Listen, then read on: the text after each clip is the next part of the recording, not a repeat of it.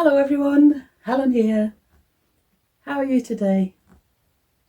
I hope you're okay, and thank you for coming to spend some of your time with me today. I am going to be chatting mainly about a couple of wonderful short trips that I've made in the last couple of weeks or so, and I'm also going to update you on the crafting that I've been doing in the last couple of weeks since I chatted to you about crafting, because I didn't last week's podcast, and I'm very sorry there's no Grayella and Grayson here to introduce this week's podcast. Honestly, when I watched that bit of video back, I was hiding under the table and making Grayella and Grayson move and talk here at this table. I really did wonder if I'd lost the plot. But anyway, thank you. I was completely blown away by so many of you telling me that you'd enjoyed Grayella and Grayson's holiday videos and the suitcase and the sketchbook and everything. I just had loads of fun. I had loads of fun with the geese on holiday, taking photos and thinking up little stories about what was going on, and sort of developing those little personalities that the geese have. Well, they've got quite big personalities, I think, really now. And then putting it all together, and I just, you just said the loveliest things to me. I sometimes read these comments and think, oh, that can't be me that you're talking about, because I just feel like a normal person. Well, I kind of, you know what I mean. I don't feel like any super person, I just do what I like to do and try to do my best, and that's how it is. So thank you, everybody. So let's get on with today, and so I'll do some little crafty updates first of all, and then we'll go on to my little outings. So the first thing I'm going to show you, but I actually showed you before, that was the summer hares cowl that I knitted while I was away on holiday, and I've had another go at blocking it. It was suggested to me to try steam blocking it, and I think it's improved it a little bit, but not a lot. But anyway, last time I showed it to you, it was really hot weather and I didn't put it on, so I took some photos of me wearing it. You can't really see the hairs when it's all scrunched up around my neck, but if it's a particularly cold day, then I will pull the cowl up over my mouth and you'll be able to see the hairs okay. Although somebody in the comments for that video when I first showed this suggested that this would make a very nice little project bag. So it was an idea. I was seriously thinking about doing that, but I'll try it out as a cowl first of all and then see. So that's that. And then next thing, right, this is not a finished thing. The next thing I'm showing you, it is a rejected project. I didn't actually take this on holiday with me, and it's an absolutely lovely project. I brought it from Lucy Lockett-Hand. It's one of her book and craft clubs, and the idea was that you had this. The kit came with a pouch, and the idea was to embroider some flowers and things on it, and bees and things like that. Absolutely lovely. It was inspired by this book, The Twilight Garden, which is a lovely read. If you haven't read that, I can highly recommend that book. Especially if you like gardens.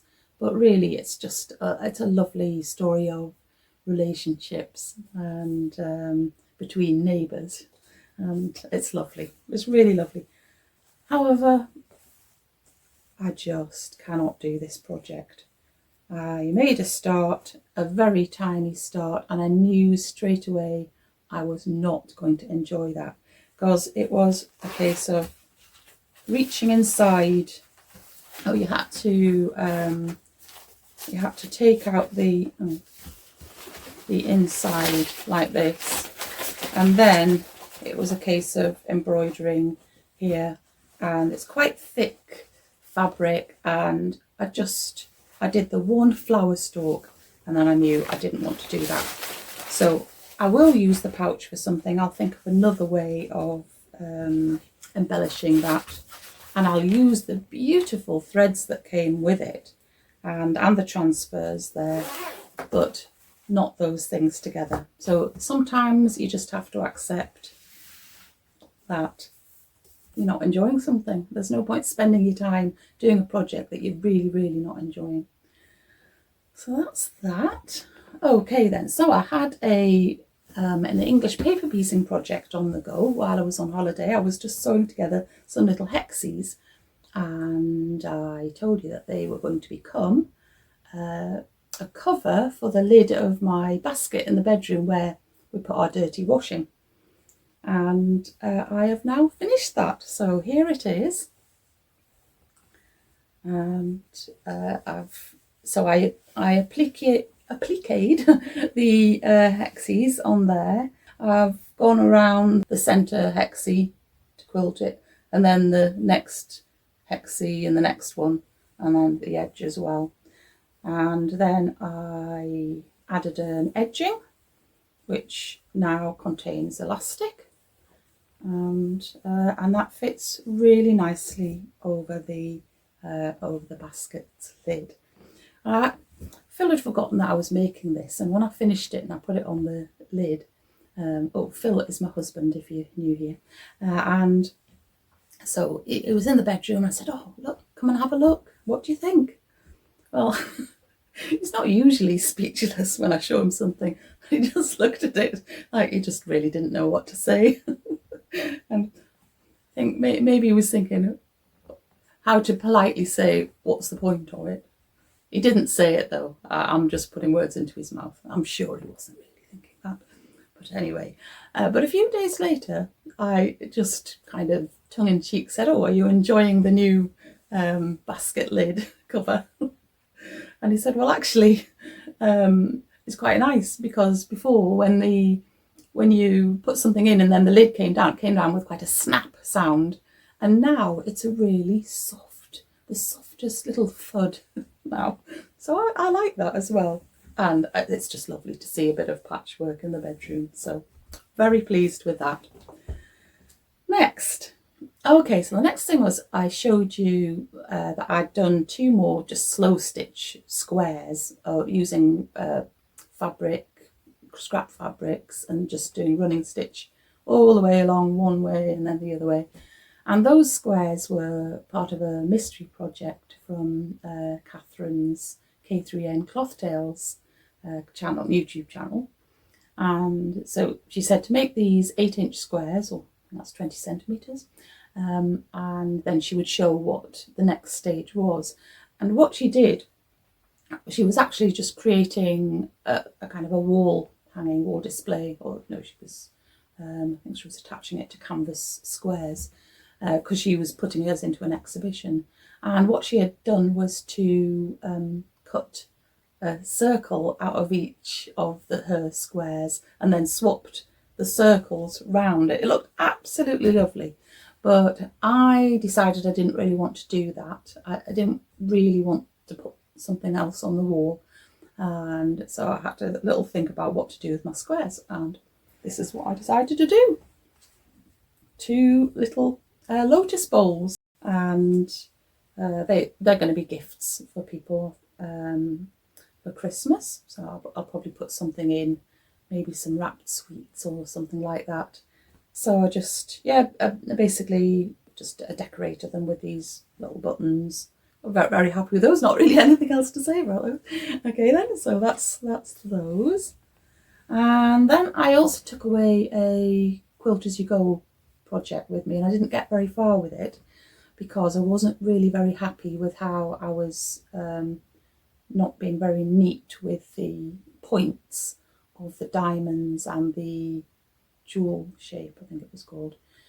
And so I kind of abandoned that while I was on holiday. I didn't do much of it, but I have been working on it since I came back, and I have to say I find it much easier to do quilt-as-you-go at this table, and I was able to make a much neater job of it. And so they're all fixed together. This is finished, and this is just going to be a table mat, which will be a gift for somebody. So it just uses a hexagon and then 6 jewel shapes and 6 diamond shapes. And yeah, I think that's quite nice. I mean, I haven't done a brilliant job of it. It's a bit wrinkly on this side, on the underside, but it's the underside. And it's not too bad on the front, because the test comes as to how accurate you've been when you come to sew these together. And if they don't line up properly, then it's not going to lie flat.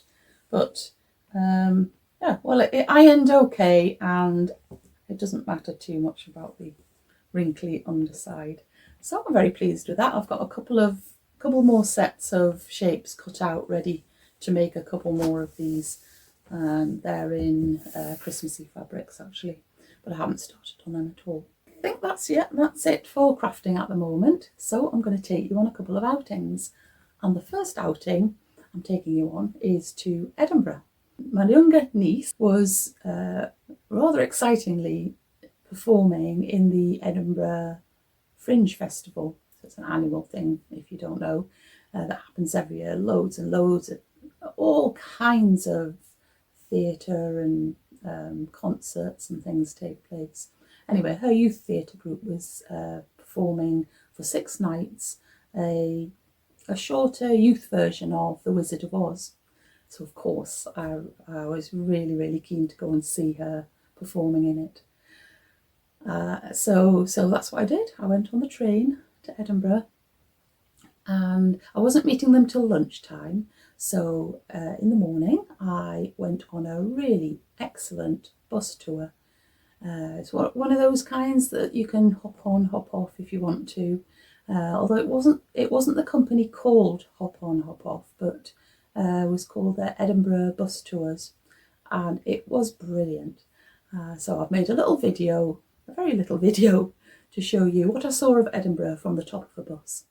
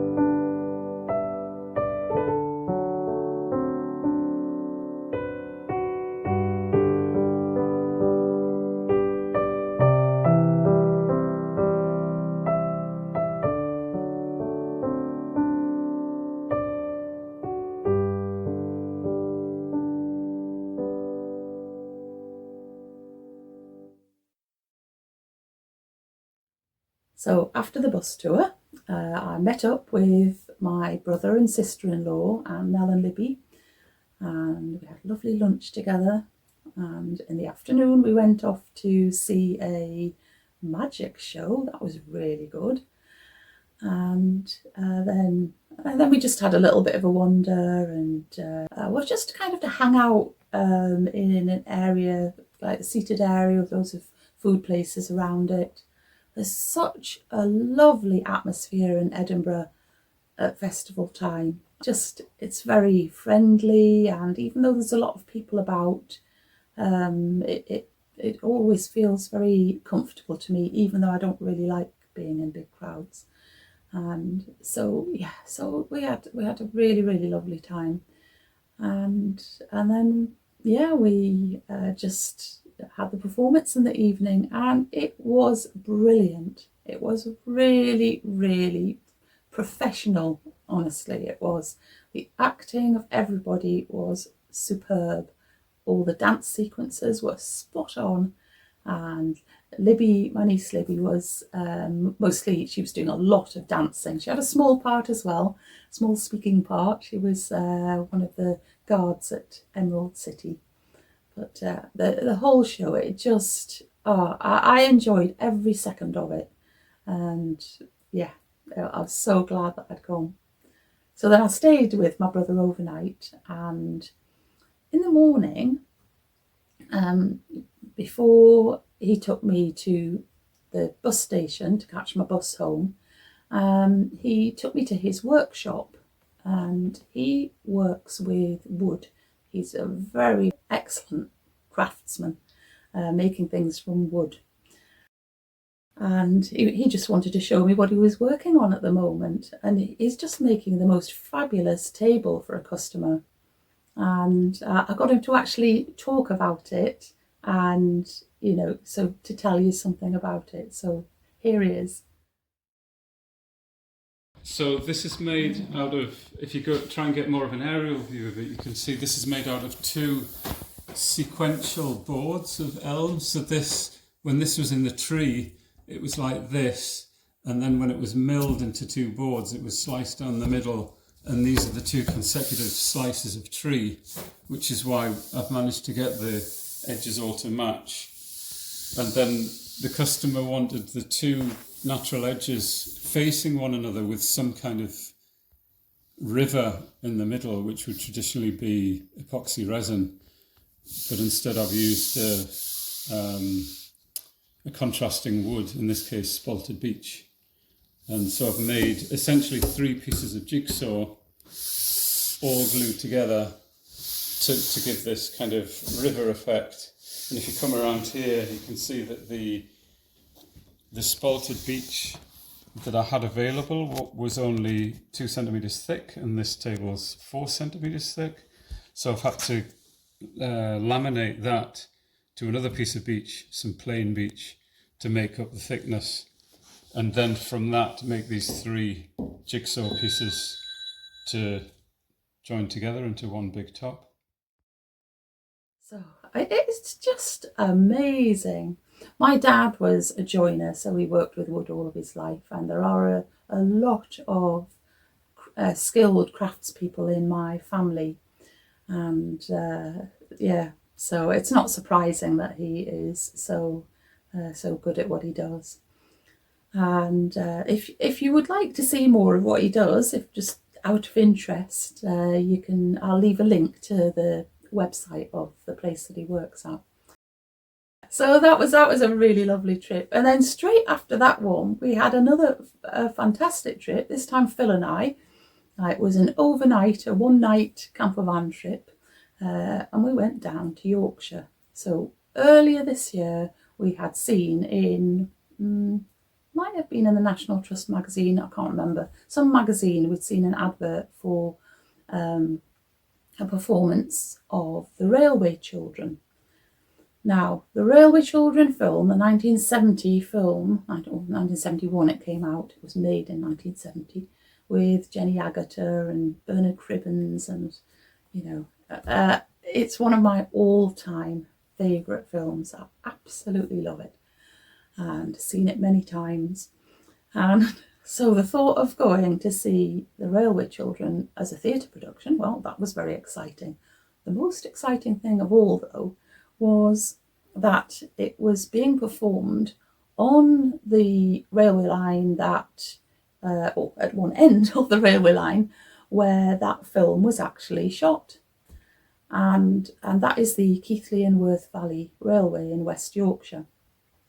So, wow, that's just going to be amazing. And, oh, well, I cannot tell you how excited I was when we finally got there. So I've made you a little video now of some of the steam trains, and we did get on a steam train at Keighley, and we were taken to the other end of the line where there was a big engine shed where the production was being put on. I'll tell you a little bit more about that in a minute. But so I made a video of some of the steam trains, which I just love. I hope that it's not too loud. If you're listening with headphones, I don't know if in one or two places it might be a little bit loud. I have reduced the volume a bit, but you kind of need a big sound for the steam engines, really. But I have reduced the sound a little bit. But just take care if your hearing is a bit sensitive. And yes, so I'll carry on chatting to you after I've shown you this.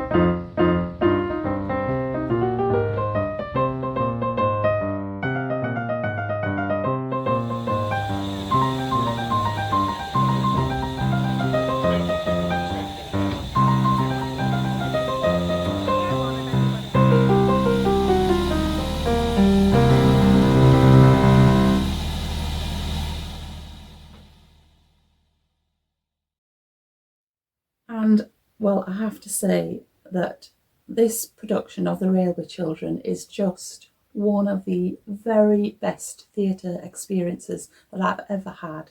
And I have been to a lot of theatre productions of all kinds, but it definitely is ranked up at the top, equal to one other theatre production which I will never forget, which, I suppose I'll have to tell you now, won't I?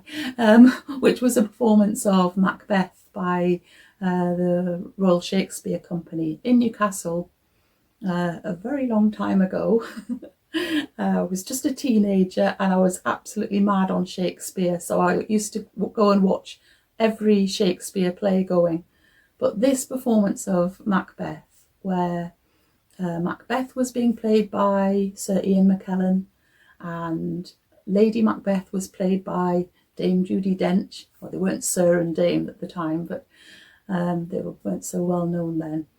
And it was in a very tiny circular theatre where we just all sat on benches around the central acting area, so we were this close to the action. It was just the most fantastic thing. But this Railway Children experience definitely matches that anyway. So it was so good. So the play took place in a large engine shed, and the audience sat on two platforms on either side of a railway line, and hopefully you can get some idea in the photos here. And the centre where the railway line was, they had constructed big square staging that would roll along the railway line, and so they could have it in different places, and some of the acting took place on those. Lots of the acting actually took place on the platforms, so the action was taken very, very close. You felt really part of it. And the acting was all fantastic, but the star of the whole thing really was the steam locomotive that appeared every now and then in the middle of the audience on this railway line. In steam, it wasn't just being rolled along or anything, pulled along. It was properly on the go. It was just amazing. The excitement of that, I don't think, well, you can tell the excitement has not worn off now. So if you ever get the chance to see a performance of The Railway Children by this company, I urge you to go, because it is so good. Yeah, so anyway, we then drove up onto the moors above Keighley, which is Ilkley Moor, which you might have heard of in a song. I'm not going to sing it for you now, on Ilkley Moor about that. And so that was fabulous. And we woke up a lovely sunny morning with beautiful views all around us. And then on the Sunday morning, we went and visited a National Trust property that we had never been to before, called East Riddlesden Hall. And I've just made a little video so you can have a little look. And when we've watched that, I'll come back and say goodbye to you.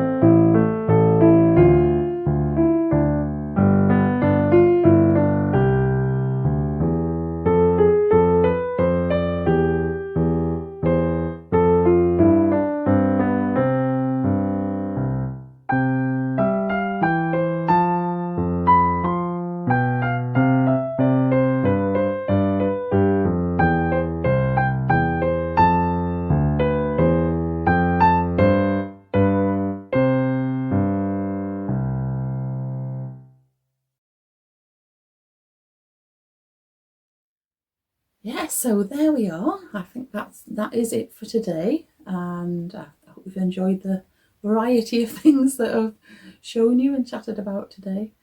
And next week, hopefully, I'm going to be taking you to Iona for a week, or for the week's holiday that my mum and my auntie had there. So fingers crossed that'll be ready to show you next week. But whatever happens, I'll be back, and until I see you again, do take good care of yourself and keep nice and busy, and I'll see you again very soon. Okay, bye.